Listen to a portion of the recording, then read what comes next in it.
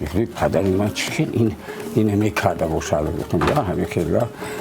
حواس که خیلی اوسته همین من حواس کردم در یک بعد از سال 82 من می سر کردم من با سال 91 92 با خیلی شد که چیزی نوتینجی شد بعد همین گفتم چیکار کنم که روزی ما کم روز ما بزرگانیم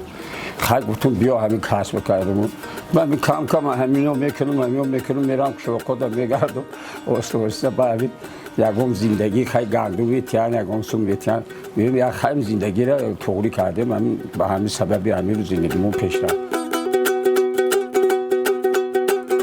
چون مهنت شورا چیم اوهانا این مهنت این نوزه کایده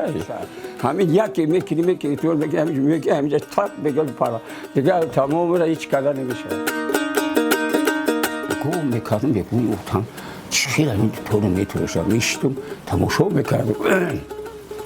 میکرد بخواهید خرید کاسخانه را میکفت اول تیار میکنه فیگورشا در روی آب میمونه یک ماه در روی آب 2 ماه 3 ماه میسته اگر بگوی که به طور پترول بگیرم نرمانه به طور بگیرم همین قریب 6 ماه 7 ماه در روی آب من میکنیم چند بار که عذاب کشیدیم چند تشکلی کردیم که به همین اوستا کردیم یاد گرفتیم که خیلی طور هم یه طورشون میگیم رو برد طور این قاشق این چختک این چخچو میگن این ایشا قدیم میگن که هنر چیزی خوبه چین هنر یک جور مرد میگه کمر که یک وقت میشه که همین خطی سبب همین زندگی خطی میبرید زندگی تا